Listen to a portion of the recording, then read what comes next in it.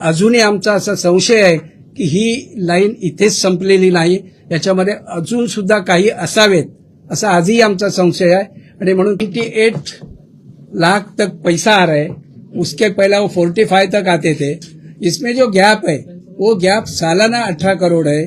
वो कहाँ से, मतलब क्यों इतना गैप है, तभी क्यों नहीं ज्यादा ये सब डोनेशन वगैरह जमा होते थे या दान पेटे में नहीं होते, उनका इन्क्वायरी करो करके वो पत्र लिखा था।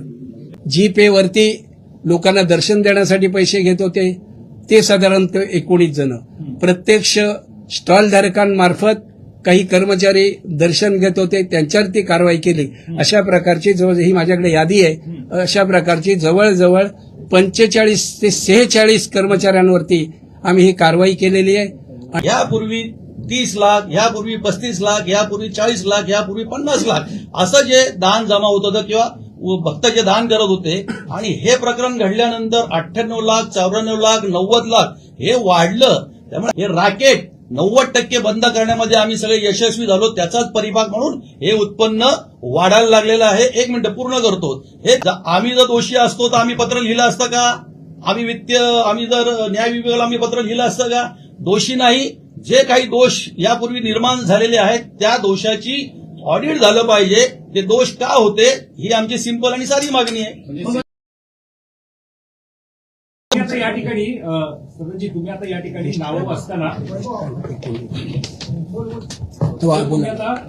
राजेंद्र पेंडुलकर यांचं नाव घेतलं, त्यासोबत 9 जणांचा तुम्ही उल्लेख केला, मात्र 20 मार्चला जो FIR होता त्यामध्ये केवळ एकाच नाव आहे, मग बाकीच्यांचं नाव काय नाही त्याच्यामध्ये? हो, तोच ऑब्जेक्शन आहे आमचं। हे भेटण्याचं कारणच हे आहे की आता तो FIR सुद्धा आणलेला आहे आणि नावं सगळ्यांची आहेत, त्यानंतर त्यांना कुठल्या कुठल्या शिक्षा झालेल्या आहेत हे सगळं आहे। पोलिसांनी त्यानंतर जसे जसे हे धागेदोरे मिळत गेले तसे तसे त्यांना अटक केली, त्यांना कोर्टात हजर केलं। काही लोकांना 3 दिवसांनी, काही लोकांना 4 दिवसांनी अशा प्रकारचे त्यांना जामीन झाले आणि ते बाहेर आले। आमच्यासाठी ही गंभीर बाब होती आणि म्हणून आमच्या नेत्यांना ही प्रत्यक्ष भेटून सांगावी ही आमची भावना होती। मात्र ह्या सगळ्याची, कारण हे ऑडिट होतं, प्रत्येक वर्षाला जी काही जमा होते त्याची ऑडिट होतं आणि हे ऑडिट व्हावं चांगल्या दृष्टीने म्हणून न्याय आणि विधी खात्याला आमच्या काही ट्रस्टीने हे पत्र दिलं होतं आणि तशा प्रकारचं ते पत्र होतं। साधारणतः एकच मला संधी द्या। ह्या उपाययोजनांमध्ये अनेक उपाययोजना केल्या होत्या। साधारणतः आम्ही 1.5-2 वर्षात जे आलो, साधारणतः 45 लोकांना आम्ही कारवाई केली होती। हे 9 जण जीपे वरती लोकांना दर्शन देण्यासाठी पैसे घेत होते ते साधारणतः 19 जण, प्रत्यक्ष स्टॉल धारकांमार्फत काही कर्मचारी दर्शन घेत होते, त्यांच्यावरती कारवाई केली। अशा प्रकारची जवळ, ही माझ्याकडे यादी आहे, अशा प्रकारची जवळजवळ 45 ते 46 कर्मचाऱ्यांवरती आम्ही ही कारवाई केलेली आहे आणि त्या सगळ्यांना त्याच्या पनिशमेंट दिलेलं आहे। परिषद घेतल्यानंतर तुमच्यापैकी विश्वस्तांनी स्वतःच्या रील्स केल्या, त्या पाठवल्या, तुम्ही नंतर बोललात, पण मग एवढी मोठी घटना घडल्यानंतर तुम्ही स्वतः माध्यमांसमोर का आला? आलो ना, नाही कधी त्याच दिवशी सेम, म्हणजे मला वाटतं त्यांनी बोलले असतील इथे दुपारी वगैरे। किती ही चोरी झाली, त्याच्यानंतर एवढ्या मोठ्या उपाययोजना तुम्ही केल्या, हे सगळं एवढं घडत होतं, तुम्ही मुंबईकरांना, राज्यातल्या जनतेसमोर का आला नाहीत? हा पब्लिक विश्वस्त न्यास आहे।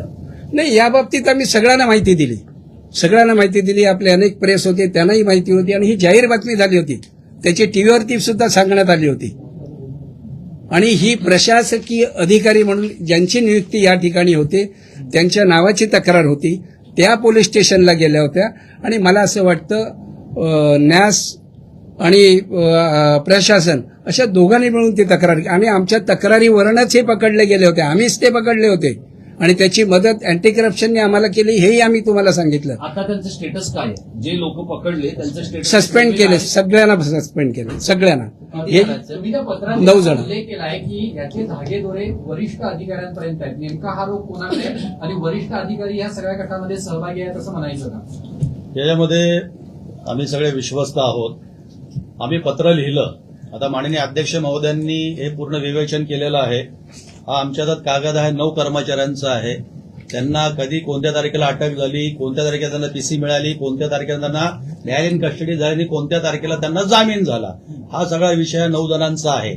जेव्हा अध्यक्ष महोदयांनी सांगितलं की हे प्रकरण घडल्यानंतर अचानक मंदिरातली आवक वाढल्यानंतर मग आम्ही ट्रस्टी ज्या उद्देशानं आम्ही ह्या संस्थेचा या न्यासाचा कार्यभार करायला आलेलो आहोत, स्वच्छ प्रशासन राहिलं पाहिजे, पारदर्शक कारभार राहिला पाहिजे, हा कटाक्ष माननीय मुख्यमंत्री महोदय एकनाथ शिंदे साहेब आणि माननीय सुनेत्राजी पवार हे जे आमचे महायुतीचे आमचे वरिष्ठ नेते आहेत त्यांनी आम्हाला हे सांगितलं की हे मंदिर आहे आणि मंदिराचा कारभार स्वच्छ राहिला पाहिजे. या दृष्टीने माननीय अध्यक्षांच्या मार्गदर्शनाखाली कोषाध्यक्ष पवन त्रिपाठी जे असतील, आम्ही सगळे विश्वस्त मंडळ गेली 1.5 वर्ष पूर्णपणे प्रयत्न करतोय आणि या प्रयत्नाचाच भाग म्हणून 46 कर्मचारी निलंबित झाले. मला सांगा की 46 कर्मचारी निलंबित झाले, 9 अटक झाली, 9 जण सस्पेंड झाले. 2-2.5 वर्षापूर्वी अशा बातम्या तुम्ही 10 वर्षात कधी न्यासाच्या वाचल्या होत्या का? आम्ही आधीच्या विश्वास आरोप करत नाही, पण यापूर्वी का घडलं नसेल असा आमचा संशय. आम्ही आरोप करत नाही. आम्हाला जेव्हा कळलं ट्रस्टी मंडळींना की बाबा आमच्या दर बुधवारी या बुधवारी जेव्हा आम्ही कलेक्शन करतो त्याच्या दुसऱ्या बुधवारी पुढच्या बुधवारी आम्ही 4थ्या मजल्यावर जे दानपेटी आहेत, जे भक्त मोठ्या भक्तिभावाने देणगी बाप्पाच्या चरणी अर्पण करतात त्याची काउंटिंग केली जाते.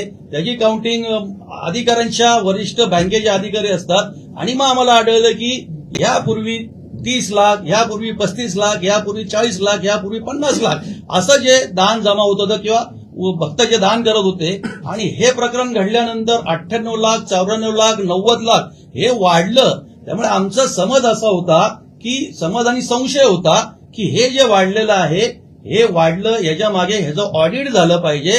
जर 2 वर्षापूर्वी कमी होतं तर 2 वर्षानंतर ह्या गेल्या वर्षभरामध्ये हे उत्पन्न का वाढायला लागले, कशामुळे वाढायला लागलंय ह्याचं ऑडिट होणं गरजेचं होतं. आणि आम्ही एवढं दक्षपणे कारभार करतोय की ह्याच हॉलमध्ये आपण आता सगळे बसलेले आहात. याच हॉलमध्ये आम्ही सिक्युरिटीची बैठक घेतली. जेवढे आमचे 30 सिक्युरिटी आहेत त्यांना आम्ही निक्षून सांगितलं इथे भ्रष्टाचार चालणार नाही, इथे भक्तांकडनं पैसे कोणी दर्शनाचे घ्यायचे नाहीत. इथे जे स्टॉलधारक प्रिमायसेसमध्ये आहेत ह्याच हॉलमध्ये आम्ही त्यांची बैठक घेतली की कुठल्याही स्टॉलधारकाने कुठल्याही भक्ताला लुबाडायचं नाही, कोणीही दर्शनाचे पैसे घ्यायचे नाहीत. तुम्हाला किस्सा सांगतो की दादर स्टेशन पासून टॅक्सीवाल्यापासून ते फुलवाल्यापासून तिथल्या आमच्या काही कर्मचाऱ्यांपर्यंत रॅकेट चाललं होतं. या आमच्या निदर्शनास आलं आणि 1 वर्षापासून हे रॅकेट 90% बंद करण्यामध्ये आम्ही सगळे यशस्वी झालो. त्याचाच परिपाक म्हणून हे उत्पन्न वाढायला लागलेलं आहे. 1 मिनिट पूर्ण करतो.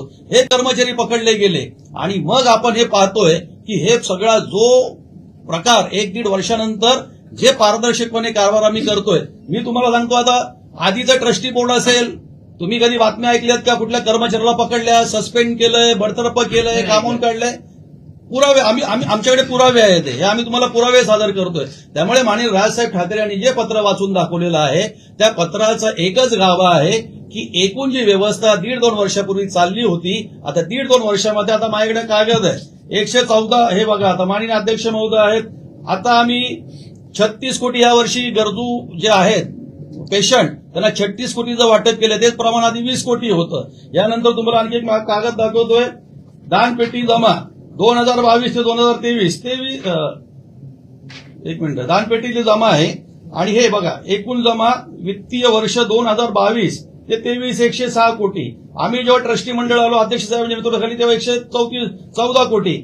आम्ही मागच्या वेळी 2025 मार्चला बजेट मांडलं 134 कोटी आणि 2026ला मी मार्चमध्ये हे बजेट मांडलं तर 182 कोटी हे मंदिरामध्ये भक्तांनी जे दान केले त्याची ही वाढलेली ही रक्कम आहे. आणि या 4 महिन्यामध्ये 1 एप्रिल ते आता 30 जुलैपर्यंत 15 कोटीच्या घरात ही रक्कम गेलेली आहे. म्हणजे आम्ही हे ट्रस्टी मंडळ आम्ही जर दोषी असतो तर आम्ही पत्र लिहिलं असतं का? आम्ही जर न्याय विभागाला आम्ही पत्र लिहिलं असतं का? दोषी नाही. जे काही दोष यापूर्वी निर्माण झालेले आहेत त्या दोषाची ऑडिट झालं पाहिजे. ते दोष का होते ही आमची सिंपल आणि साधी मागणी आहे. म्हणजे सिद्धिविनायकापेक्षा ईश्वरी अंश हा विश्वस्तांमध्ये आहे, सिद्धिविनायकामध्ये नाही, हे तुमच्या आकडेवारीवरून दिसतंय. बघा बाप्पाच्या भक्तीपोटी सगळे येतात, पण आमचं एकच म्हणणं आहे की बाप्पाच्या भक्तीपोटी आधी ही लोक भक्त देशातून, महाराष्ट्रातून किंवा परराज्यातून किंवा परदेशातून सुद्धा येत होते. पण जेव्हा आमच्या लक्षात आलं की हे जे उत्पन्न आहे हे एका दिवसात वाढत नाही, एका दिवसात 1 लाख भक्त येऊ शकत नाहीत, एका दिवसात 2 लाख भक्तांची वाढ होत नाही. त्यामुळे आमचा हा संशय होता की आमचा समज आहे की हे वाढलेलं उत्पन्न आणि आधीचं कमी उत्पन्न याच्यामध्ये एवढी मोठी तफावत का, याचं कुठंतरी विवेचन, विश्लेषण आणि ऑडिट झालं पाहिजे, आमचा प्रामाणिक हेतू आहे. माझे दोन प्रश्न होते. विचारा एका एकाने सगळ्यांनी विचारा, सगळ्या प्रश्नांची उत्तरं पूर्ण देऊ. त्याच्यावर लॉ अँड ज्युडिशरी एक्झॅक्टली पुढे काय झालं ते नाही. तुम्ही जी तक्रार केली की चौकशी व्हावी ऑडिट व्हावं, त्याचं पुढे काय झालं? वरिष्ठ अधिकारी नेमके होते, त्यांच्या बाबतीत काही नावं तुमच्याकडे गेलेत का? कुठले कनिष्ठ कर्मचाऱ्यांवरती जशी कारवाई झाली तशी उच्च पदस्थ अधिकारी यांचा उल्लेख आहे पत्रामध्ये, त्यांच्यावरती काही कारवाई होणार आहे शिंदे साहेबांना लिहायचंच नव्हतं. त्याच्या खाली असलेल्या विश्वस्तांच्या सह्या सगळ्यांच्या नाही आहेत, त्यामध्ये काही लोकांच्या सह्या राहिलेल्या आहेत. त्या का राहिल्या? म्हणजे तुमच्या विश्वस्तांमध्ये सुद्धा काही गडबड चालू आहे का? नाही, असं काही नव्हतं. खरं म्हणजे शिंदे साहेबांना स्वतः भेटून द्यायची कल्पना होती, मुख्यमंत्र्यांना सुद्धा स्वतः भेटून द्यायची अशी कल्पना होती. आणि ज्या दिवशी हे पत्र गेलं त्यावेळेला मी दिल्लीला होतो आणि पवनजी सुद्धा इथे नव्हते. या गोष्टीवर ही चर्चा झाली होती, इथे बसलो होतो त्यावेळेला, की अचानक हे वाढलेलं उत्पन्न आहे आणि यापूर्वी जे कमी होतं ह्याची कुठेतरी ऑडिट झालंच पाहिजे, ही भावना होती.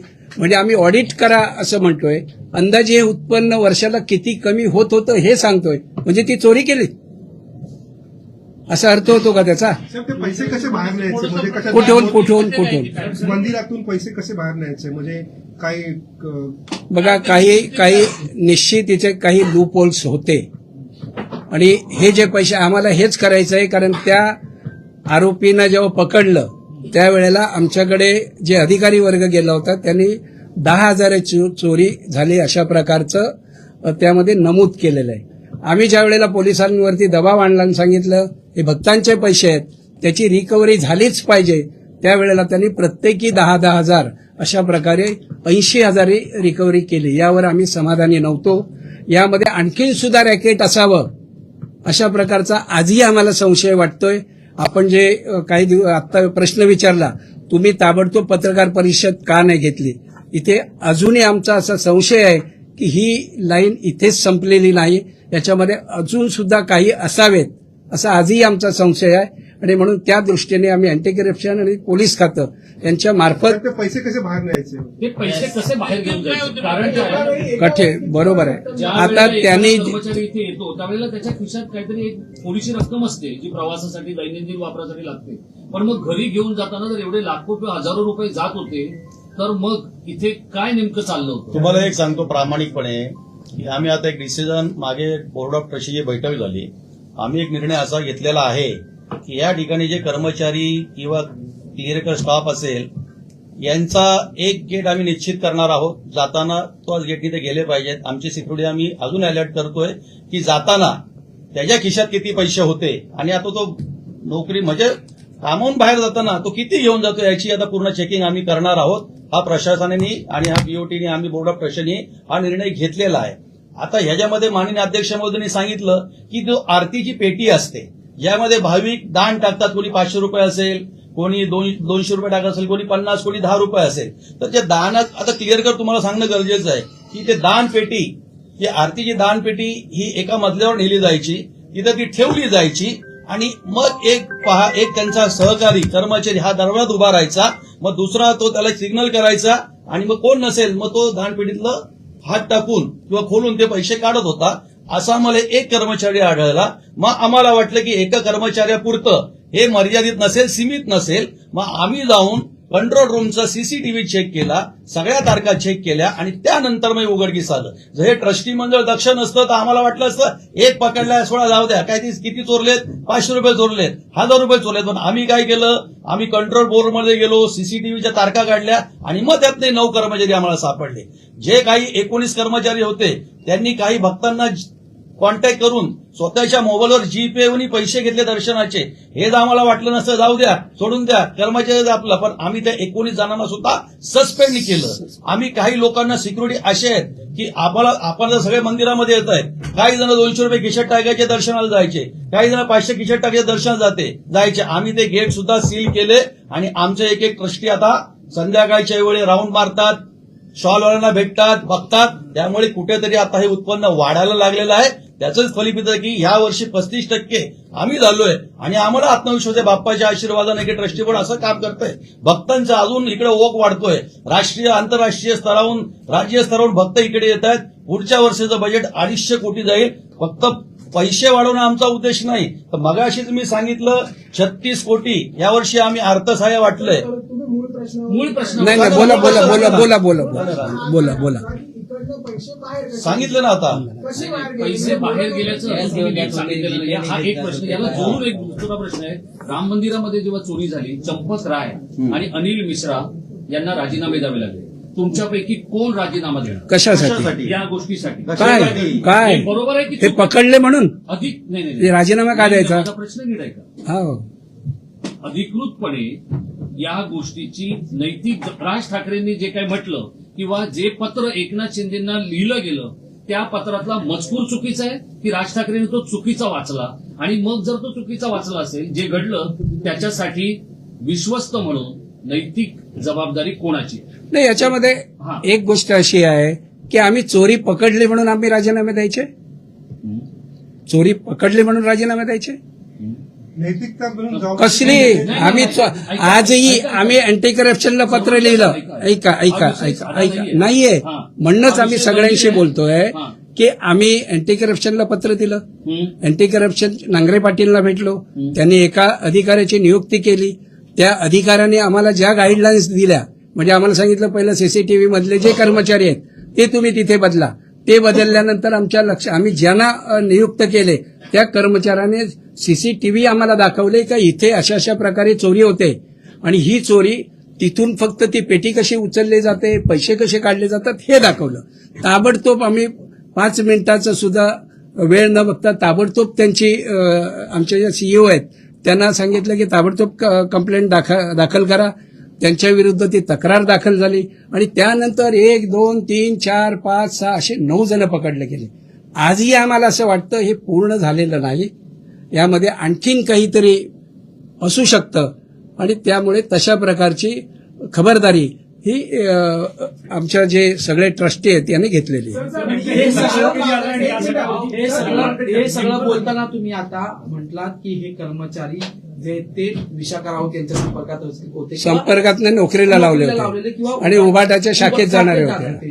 काही वर्षापूर्वी तुम्ही अखंड शिवसेना होती, म्हणून मी सगळ्यांना ओळखतो. शिवसेनेच्या शाखेत म्हणूनच सांगितलं मी. शिवसेनेच्या शाखेत तुम्हाला शिवसेनेच्या शाखेत जाणारे चोर असं म्हणावं का? असं कशाला मी कारण म्हणतो? की एकंदरीत ज्याने चोरी केली त्यालाच चोर आपण म्हणू शकतो. शाखेत जाणारा चोर कसा मी जात होतो? या न्यायाने जर पाहिलं, या न्यायाने कोणत्या ग्राउंड्सवर तुम्ही हा स्टेटमेंट बोललाय? एक्झॅक्टली शिवसेनेच्या शाखेमध्ये गेले, कोणत्या शाखेचा नंबर आहे का तुमच्याकडे? सगळ्या शाखांचे नंबर आहेत, सगळ्यांना आम्ही आणि मला रिलीज केलंय का? पोलिसांना त्यांनी सांगितलंय का आम्ही या शाखेमध्ये गेलो होतो? त्यांनी नाही. आता तुम्ही हेच सांगितलं की मी पूर्वी सुद्धा शिवसेनेत होतो. बरोबर आहे. याचा अर्थ मी तिथल्या सगळ्यांना ओळखतो. महानगरपालिकेत होता, स्थायी समितीमध्ये तुम्ही असताना सगळ्यात जास्त नोकर भरती ही ज्या दोन्ही क्लबमध्ये अंधेरी आणि मुलुंडच्या क्लबमध्ये तुम्ही केलेली होती. तिथे भ्रष्टाचार चालू आहे. म्हणजे आता लोकांनी तिथे पण तुमची नावं घ्यायची का? तुम्ही मराठी मुलांना नोकरी देणं हे तुमचं कर्तव्य समजलं, तसं राऊतांनी समजलं असेल. आज तुम्ही राऊतांचं नाव घेऊन याला सगळं पक्षीय रंग देताय का? हा माझा कसला पक्षीय रंग? ह्याच्यात एक तर खरं सांगितलं, राजसाहेबांनी आरोप केले. राजसाहेबांच्या किल्लेदारांनी आदेश बांदेकरांवरती पण आरोप केले होते. मग त्या आरोपाचीच पुनरावृत्ती राजसाहेब करतायत का? साहेब तुम्ही प्रश्नाला नाही बघाल. अरे म्हणजे असं काही एकाही प्रश्नाला बगल देणार नाही. एकाने प्रश्न विचारा त्याचं उत्तर देऊ. बाबतीत प्रश्न निर्माण केला होता. तुम्ही अध्यक्षपदाचा कार्यभार घेतल्यानंतर त्या प्रकरणांची तुम्ही चौकशी केलात का किंवा त्याची काही माहिती मिळाली का? कुठल्या प्रकरणात? जेव्हा हा संपू दे. तुम्ही जसं म्हटलात की विशाखा राऊत यांनी त्या इसमाला चोराला नोकरीवर लावलं, तसं जी 9 लोक होती किंवा अधिक तुमच्याकडे जेवढी काही आली त्याच्यातले बरेच लोक जे ती शाखेत जातात, त्याच्यासोबत कोचरेकर सरांनी त्याला संदर्भ दिला की शिवसेनेने नेहमीच मराठी माणसांना कामाला लावण्याची वगैरे प्रकरणं केली आहेत. त्यामुळे ती संपर्कातली लोक आहेत, पण ती शाखेत जाणार आणि विशाखा राऊत असं स्पेसिफिक नाव घेऊन तुम्ही याचं राजकीयकरण करताय का? कशासाठी? या सगळ्या गोष्टी नाही, मी सांगितलं ना, त्यांचं नाव घेऊन असं आहे, जो पेंडुरकर आहे तो शाखा क्रमांक, आत्ताची जी शाखा आहे ती शाखा क्रमांक 194. घाडीगावकर आहे, तोही सामन्याच्या अगदी बाजूला राहतो, तोही त्याच शाखेतला आहे. हे मी तिथे काम केलेला माणूस आहे, मला माहिती आहे ते. त्यांनी कोणीतरी आमच्यावर शिंतोडे ओढवायचे, पण हे करणारे कोण आहे ते त्यांनी जरा शोधलं पाहिजे ना. मला सांगा, तुम्ही आता शेवटची 40 वर्ष राजकारणात आहात. बरोबर. ज्यावेळी ह्या सगळं घडलं, जी गोष्ट योगी आदित्यनाथ यांनी राम मंदिराच्या रामद्रोहाबाबतीत केली, तुम्ही हे सिद्धिविनायकाच्या गणेशद्रोहाबद्दल करणार का? त्या आरोपींच्या घरादारापर्यंत त्यांनी बनवलेल्या मालमत्ता, त्यांच्या सगळ्या गोष्टी इथपर्यंत तुम्ही पोहोचणार का? पोचायचंच आहे, आणि तीच आमची खरी जबाबदारी आहे. आमची मागणी पण तीच आहे की त्यांनी प्रत्येक आरोपी 10,000 रुपये चोरले आणि त्यांच्याकडनं 10,000 रिकव्हरी केली, ही दाखवली. म्हणजे 8 जणांचे 80,000. आमचं म्हणणं असं आहे की आता वाढलेली रक्कम आणि यापूर्वी जे काही येत होती दानपेटीमध्ये, हा गॅप खूप मोठा आहे. हा नेमका कुठे गेला? चोरीमध्ये गेला का? ज्या काही उपाययोजना केल्या त्याच्यामुळे त्या झाल्या, ह्याचा शोध कोणी घ्यायचा? तुम्ही सीआयडीची मागणी करताय? करू सीआयडीची मागणी. तुम्ही लॉ अँड ज्युडिशरीकडे जी मागणी केली ऑडिटची, हो. त्या मागणीचं झालं काय? ऑडिटची जी मागणी केली त्या मागणीचं झालं काय? कारण लॉ अँड ज्युडिशरी मुख्यमंत्र्यांच्या अंतर्गत, तर त्यांनी नक्की काय केलंय? आणि याचा भाग इतकी महत्वाची पत्रकार परिषद आहे, बरोबर. त्याचे खजिनदार का नाही? नाही, ते दिल्लीला आहे. दिल्लीला आहे. लॉ अँड ज्युडिशरीचं नेमकं पुढे काय झालं? साहेब एक मिनिट सर, तुम्ही म्हणता की 18 कोटी रक्कम 18 प्रशासकीय पातळीवरती नेमक्या काय हालचाली झाल्यात? लॉ अँड ज्युडिशरीने काय केलं? राठोड साहेब काय पत्र रिपोर्ट डिटेल रिपोर्ट जे आम्ही पत्र दिलेलं आहे न्याय आणि विधी विभाग मंत्रालय, त्या पत्राच्या अनुषंगानं न्याय विधी विभाग यांनी सिद्धिविनायक न्यासाच्या प्रशासनाला पत्र पाठवून याबाबत सविस्तर अहवाल मागवलेला आहे. त्या सविस्तर अहवालानंतर जे न्याय विभाग आहे, न्याय विधी विभाग, आणि तो न्याय विधी विभाग मग वरिष्ठ स्तरावर मग डीसीएम साहेब असतील, सीएम साहेब असतील, यांना त्याबाबत कळवणार आहे. आणि त्यानंतर आम्ही तर चौकशी ऑडिट करण्याची मागणीच केलेली आहे. आणि यापूर्वी अध्यक्षांनी त्यांच्या स्टेटमेंटमध्ये सांगितले, ते आपण ऐकलेलंच आहे की ऑलरेडी आम्ही राज्याचे लाचलुचपत प्रतिबंधक विभाग आहे त्यांना ही रीतसर लेखी तक्रार केलेली आहे. ते पत्र सुद्धा आमच्याकडे उपलब्ध आहे. जर आम्हाला कुठलं लपवायचं असेल, आता जसं राजेश कोचरेकरांनी सांगितलं की सीआयडी चौकशी मागणी करणार का, सीआयडी चौकशीच्या मागणीच्या आधीच आम्ही लाचलुचपत विभागाला पत्र पण लिहिलेलं आहे.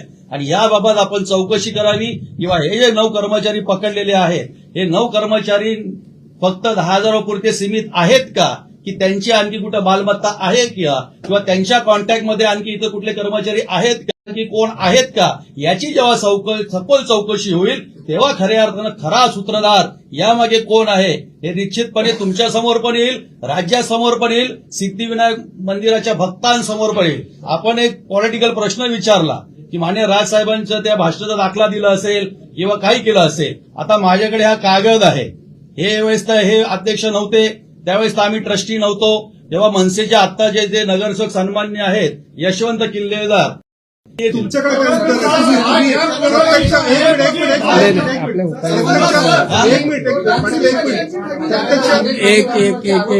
तुम्ही प्रत्यक्ष इथे आहात, आता तुम्हाला माहिती नाही की नक्की पैसे कुठे गेले. आम्ही सांगतोय ना, कसे वाढले ते सांगतोय.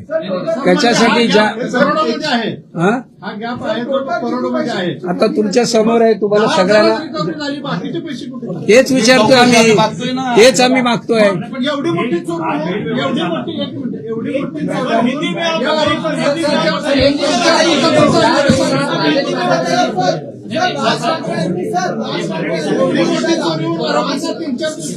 कसा मिळतो म्हणजे तुमची बाजू भक्कमपणे मांडली. जो पेपर दाखवला ना, तो पेपर आणि राज ठाकरेंनी जाहीर सभेत एकनाथ शिंदेच्या नावानिशी आणि ट्रस्टींच्या नावानिशी उच्चारण केलेली गोष्ट, याच्यामध्ये जमीन आसमानचा फरक आहे. हे जे काय आहे हे असं कोणी प्रिंटआउट काढून बोलू शकतं? नाही, चेक करा.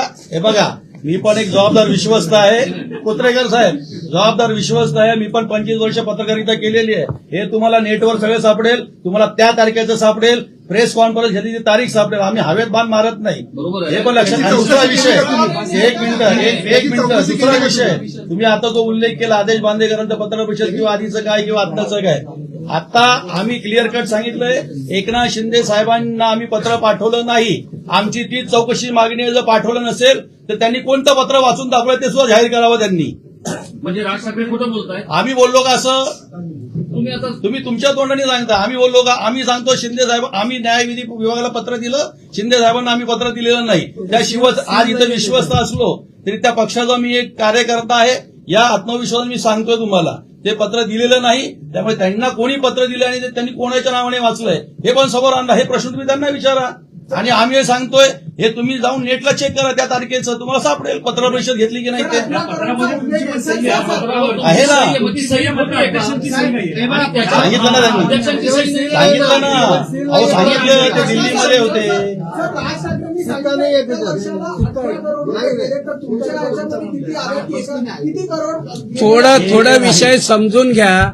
18 कोटी गेलं असं कोणी म्हणालेलं नाही. थोडा 2 मिनिटं ते असं म्हणतायत की हे पत्र एकनाथ शिंदेनं लिहिलंच नाही. मग त्यातलं खरं काय आणि खोटं काय ते तुम्ही शोधा. आता साहेब कुत्रे कसं तुम्ही शोधा.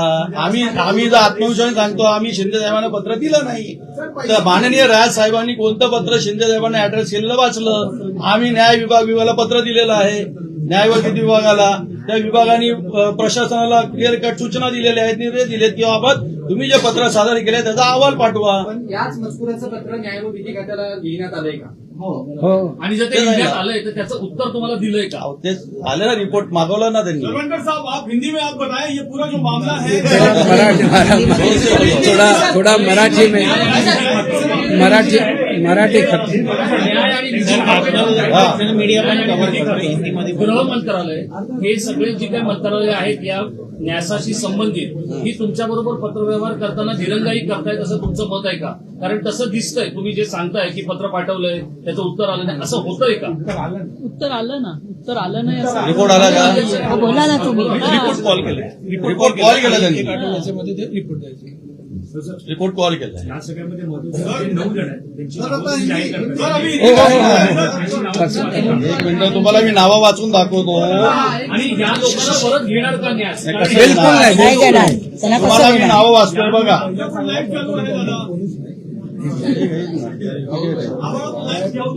सर मराठीमध्ये एक शेवटचा तुम्हाला मी नावं वाचून दाखवतो. हे बघा 21 मार्च राजेंद्र रामचंद्र पेंडुरकर यांना अटक झाली. 24 तारखेपर्यंत त्यांना कस्टडी झाली. 24 तारखेला सेम डेनं म्हणजे 24 तारखेनंतर त्यांना न्यायालयीन कस्टडी झाली आणि 27 तारखेला त्यांना जामीन मिळाला. म्हणजे 3 दिवसांनी जेलमध्ये गेल्यानंतर म्हणजे असं नाही फक्त पोलीस कस्टडी नाही तर त्यांना कारागृहात पण पाठवलं गेलं. नंतरचं आहे 22 तारखेला पहिल्या दिवशी एक आरोपी अटक झाला. मग त्यानंतर दुसऱ्या दिवशी अनिल रहाटे 22 तारखेला अटक, 24 तारखेपर्यंत कस्टडी, 24 तारखेला एमसीआर आणि 27 तारखेला जामीन.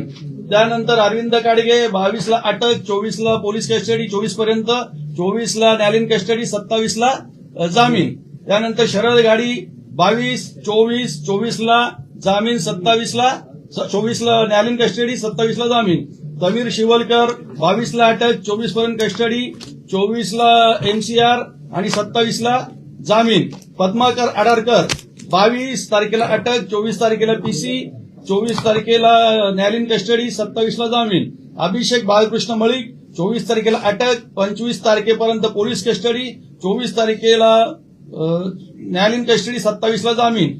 महेंद्र बाळाराम भाईजे 24 तारखेला अटक, 25 तारखेपर्यंत पोलीस कस्टडी, 25 तारखेला न्यायालयीन कस्टडी, 27 ला जामीन. आता यातला तुम्हाला एक सांगतो, एक नरेश खाडे नावाचा व्यक्ती आहे. त्याला पोलिसांनी त्याच्यावर गुन्हा दाखल केला. त्याला 27 ला गुन्हा दाखल केला. 28 मार्चला त्याला नोटीस दिली, परंतु तो फरार झाला. हा कर्मचारी फरार झाल्यानंतर त्यांनी 17/6ला अटकपूर्व जामीन घेतला आणि तो सध्या अटकपूर्व जामिनावर आहे. याबाबत आम्ही न्यासानी पोलिसांकडेही विचारणा केली. या आरोपीला अटकपूर्व जामीन त्याचा रद्द करून त्याला तात्काळ अटक करावी आणि त्याच्यावर ही कारवाई करावी. आणि आमची ही प्रामाणिक मागणी आहे की तुम्ही जसं आम्ही तर लाचलुचपत प्रतिबंध विभागाला पत्र दिलं अँटी करप्शनला आणि आम्ही या संदर्भात वरिष्ठांना भेटून नेत्यांना भेटून याबाबत आणखी कडक कारवाई करून चौकशी करून ह्यामध्ये जेवढे दोषी आहेत हे आम्ही तुम्हाला रॅकेट पण सांगितलं मगाशी की टॅक्सीवाल्यापासून फुलवाल्यापासून इथल्या शिपायापासून ते कोण कोण रॅकेटमध्ये होतं. हे रॅकेट जेव्हा उद्ध्वस्त होईल तेव्हा खऱ्या अर्थानं आपण त्या कारवाईला सामोरं गेलो की ती कारवाई आम्ही सक्सेस केली आम्ही म्हणू शकतो. भक्तांचे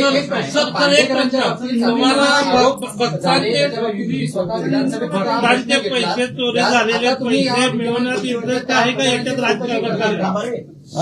भक्तांचे पैशाची चोरी जी झालेली आहे त्याच्यावर कारवाई करण्यात इंटरेस्ट आहे का तुम्हाला राजकारण? सर कारवाई करायची नसती, एक मिनिट, कारवाई करायची नसती. आम्ही बोलतच नाही, आम्ही गप्प बसलो. केस फॉलोअप घेतो आम्ही. ऐका ना, कारवाई करायची नसती, कारवाई करायची नसती तर एक कर्मचारी अटॅक झाला तर आम्ही सोडून दिला असता विषय. पण आम्ही सीसीटीव्ही जाऊन चेक केले, इतर 8 आरोपींना अटॅक केली.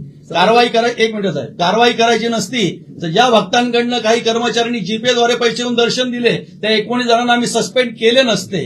कारवाई करायची नसती तर स्टॉलवाल्यांना इथे बोलवून आम्ही त्यांना समज दिली कडक शब्दामध्ये की भक्तांना लुटू नका.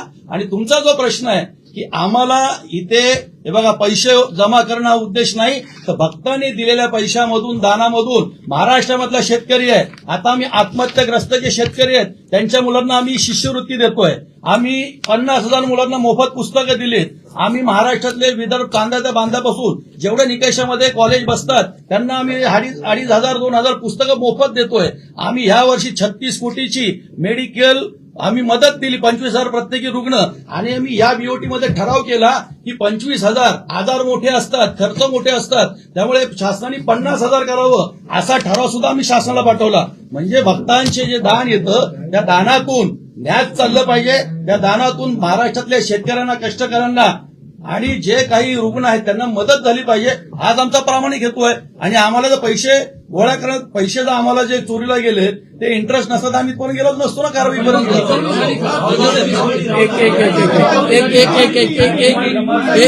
एक मिनिट, ज्या वेळेला आम्हाला कळलंय की अशा प्रकारचा काहीतरी प्रकार होतोय त्यावेळेला आम्ही प्रथमच साधारणतः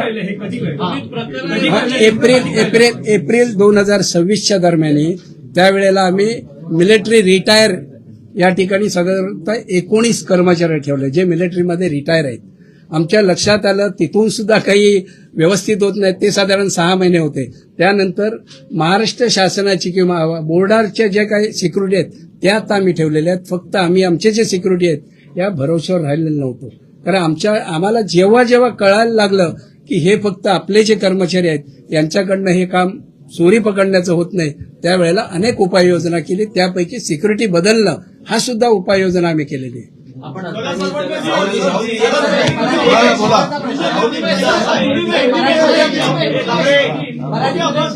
विचारा आंबेडकरांवरती जे आरोप झाले होते त्याबाबतीत विधानसभेत प्रश्न निर्माण केला होता. बरोबर. तुम्ही सिद्धिविनायक न्यास मंदिराचे अध्यक्ष झाला, त्यांना 2 वर्ष होत आली. बरोबर. तुम्ही त्या प्रकरणांची किती चौकशी केला, त्या आरोपांच्या बाबतीत काही तथ्य निघालं का किंवा तुमच्या त्याच्या बाबतीत काही अहवाल तयार केला गेला का त्या आरोपांवर?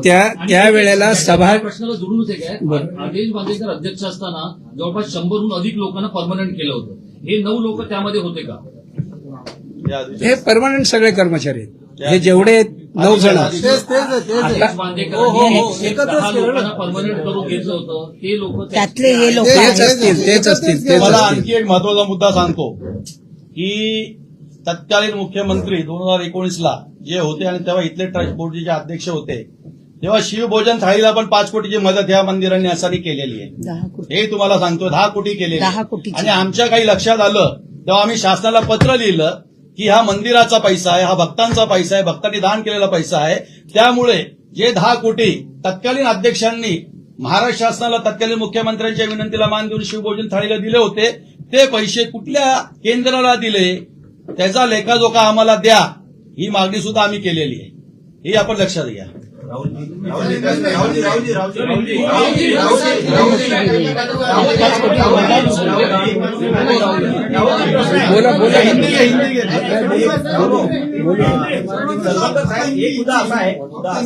बोला. यशवंत किल्लेदारांनी सिरीज ऑफ प्रेस कॉन्फरन्स केलेल्या होत्या जेव्हा अध्यक्ष दुसरे होते बांदेकर जेव्हा अध्यक्ष होते तेव्हा यशवंत किल्लेदारांनी सिरीज ऑफ प्रेस कॉन्फरन्स करून इथल्या गैरव्यवहाराचा पण गैरव्यवहार होतोय असं दाखवलं होतं. बरोबर त्याच्याशी काय कनेक्शन आहे का याचं?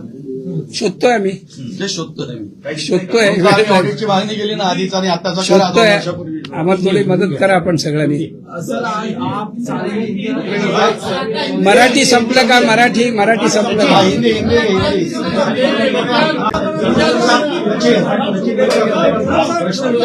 सरवणकर साहब जो आरोप लगे हैं, जो पत्र लिखा है, वो क्या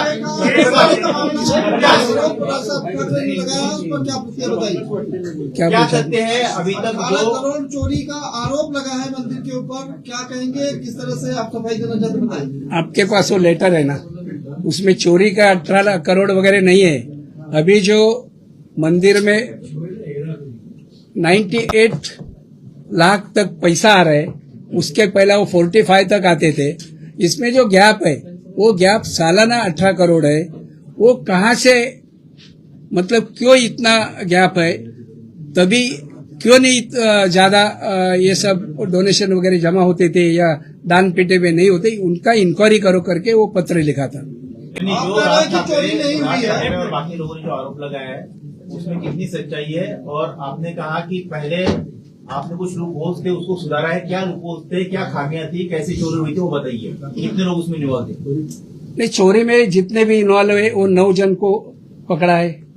उसके बाद लूप होल्स जो थे, आज दादर स्टेशन में अगर आप एक टैक्सी में बैठेंगे तो वो टैक्सी में भक्तगण अगर यहाँ आते हैं तो उनसे 5,000 लिया जाता था, दर्शन वगैरह सब लेके। वो पहला बंद किया। उसके बाद ये सब आजू बाजू में दलाल लोग घूमते थे, दर्शन के लिए 2,000 3,000 लेते थे, वो सारा बंद हो गया। ये हमारे जो यहाँ की सिक्योरिटी है, यहाँ के कर्मचारी है, उनको गूगल पे करके ये दर्शन दिया जाता था। हमने जितने भी कर्मचारी है सबका फोन बंद कर दिया। अभी किसी कर्मचारी के हाथ में फोन नहीं आपको मिलेगा। जितना भी हमको डाउट आएगा वो हर चीज के ऊपर हमने कुछ न कुछ एक्शन लिया हुआ है। नहीं, जो एक्शन लिया, जो 8-9 लोग थे उसमें से एक को एंटीसिपेटरी मिल गई है बराबर। और 8 लोगों के खिलाफ कार्रवाई हुई है, उन लोगों के नाम बताइए। और 19 लोग आपने जो कहा 19 लोग, राहुल जी आप बताइए कि जो कार्रवाई की गई है, क्या क्या आपने कार्रवाई की अब तक? जो ये आरसी से लेकर जो 9 कर्मचारी जिनको पुलिस ने हिरासत में लिया, उनको पहले पुलिस कस्टडी हुई, उनको जेल कस्टडी हुई, फिर उनको न्यायालय ने जामीन दे दिया है। उसमें से राजेंद्र पेंडुरकर जी है, अनिल कृष्णा राहटे है, अरविंद काडगे है, शरद घाड़ी है, समीर राजेंद्र शिवलकर है, पद्माकर मंगेश आडारकर है, अभिषेक बालकृष्ण मलिक है, महेंद्र बालाराम भाईजे है। ये 8 लोगों को पुलिस ने हिरासत में लिया। उनको 3 दिन की पुलिस कस्टडी हुई। पुलिस कस्टडी के बाद उनको एनसीआर हुई और एनसीआर के बाद उनको बेल मिल गई। और उसमें से नरेश खाड़े, ये जो व्यक्ति है, जो यहाँ पे एम्प्लॉई है, वो 3 महीने फरार था, पुलिस के हाथ में लगा नहीं।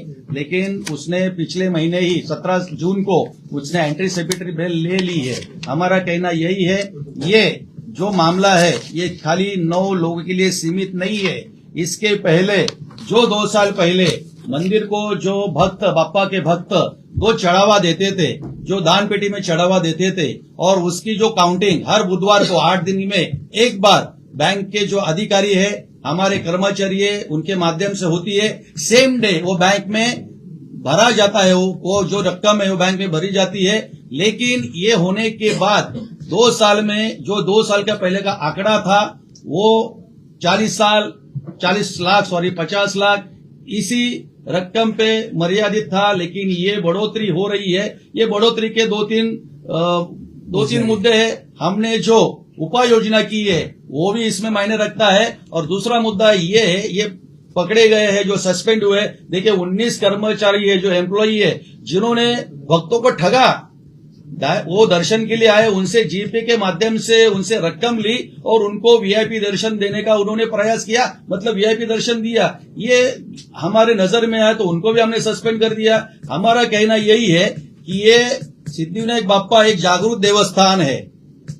थाने का नहीं, मुंबई का नहीं, महाराष्ट्र का नहीं, राज्य का नहीं, देश का नहीं, दुनिया से हर कोने से इस सिद्धिविनायक बाप्पा का दर्शन लेने के लिए सेलिब्रिटी से लेके 10 बाई 10 के घर में रहने वाला एक आम आदमी भी यहाँ पे माथा टेकने आता है। और जिसके खिस्से में, किसी के खिस्से में 1000 रुपए, वो 1000 रुपए चढ़ाता है, कोई 1 रुपया भी डालता है। हमारा कहना ये है कि भक्तों ने डाला हुआ दान ये सही मायने में सही काम के लिए उसका उपयोग होना चाहिए। इसके माध्यम से हम आगे जा रहे हैं। हमने जो लेटर लिखा है ट्रस्टी बोर्ड ने, जो 8 ट्रस्टी यहाँ पे बैठे, हमारा यही कहना था कि हमने भी कुछ उपाय योजना 1.5 साल में की है, लेकिन उसके पहले क्या हुआ, मंदिर में जो चढ़ावा चढ़ता था भक्तों के माध्यम से, वो पहला कम था, अभी कैसे बढ़ा, इसका ऑडिट होना चाहिए। जैसे 46 कर्मचारी जिनको हमने सस्पेंड किया है, सस्पेंड करने के बाद अभी माननीय अध्यक्ष महोदय ने भी बताया है कि हमने साइमल्टेनियसली जो महाराष्ट्र का एंटी करप्शन डिपार्टमेंट है, उसके जो अपर पुलिस महासंचालक थे आदरणीय विश्वास नांगरे पाटिल, उनको भी लिखित स्वरूप में ये कंप्लेंट हमने दर्ज की है कि इसकी इंक्वायरी होनी चाहिए। हमारा कहना यही है कि ये ट्रस्टी बोर्ड बाप्पा की सेवा के लिए आया है, बाप्पा के भक्तों की सेवा के लिए आया है, और जो भक्त दान चढ़ावा दान पेटी में डालते हैं उसके माध्यम से महाराष्ट्र का किसान रहने दो, महाराष्ट्र का विद्यार्थी रहने दो, उसको मदद मिलनी चाहिए।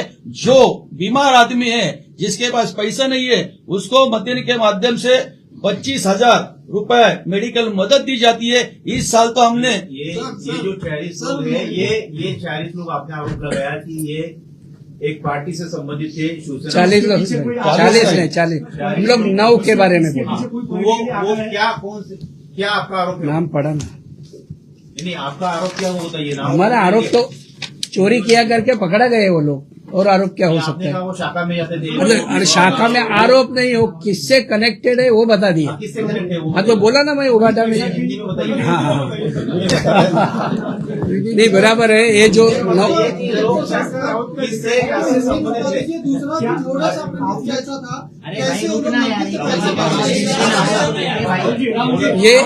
ये बहुत बड़ा एक गैंग है बोल सकते हैं हम लोग, कर्मचारी है लेकिन गैंग है। वो लोग तीसरा माला या हर जगह पे जो दान पेटी होती थी उठा के 3rd फ्लोर पे लेके जाते थे, वहां से पैसा निकालते थे। और वो हमने जो सीसीटीवी है, सीसीटीवी में जो वो पहले के जो कर्मचारी थे उनको हटा दिया और नए कर्मचारी रखे, उन्होंने सीसीटीवी में उनको पकड़ा दिया। और वो हमने पुलिस स्टेशन में कंप्लेंट किया, तुरंत एफआईआर दाखिल हुआ और उनके ऊपर एक्शन हुआ। सर ये संदिग्ध आरोपी जो है ये तख्ता मेरे पास है। ऐसे नेता से संबंधित है, उनका नाम अभी नेता, कोई नेता से संबंधित कोई किसी के पास जाता है, ये पार्टी का बोल दिया मैंने, कोई नेता के उन्होंने काम पे रखा है, ये भी मैं बोल दिया।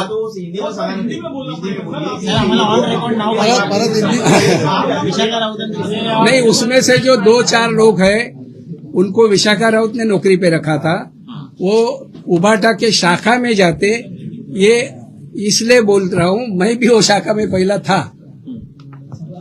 देखिए मैं आपके पास ये 1 मिनट, ये तख्ता अभी हिंदी में ये भी जाना चाहिए ना, मराठी में तो गया है।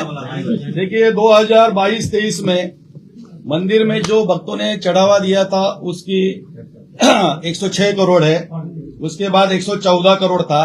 फिर सितंबर 24 में ये ट्रस्ट बोर्ड बैठा माननीय अध्यक्ष के नेतृत्व में, तो आपने 2024-25 मार्च में जो बजट रखा मंदिर का, उसमें 134 करोड़ 35 लाख ये यहाँ पे लिखा हुआ है।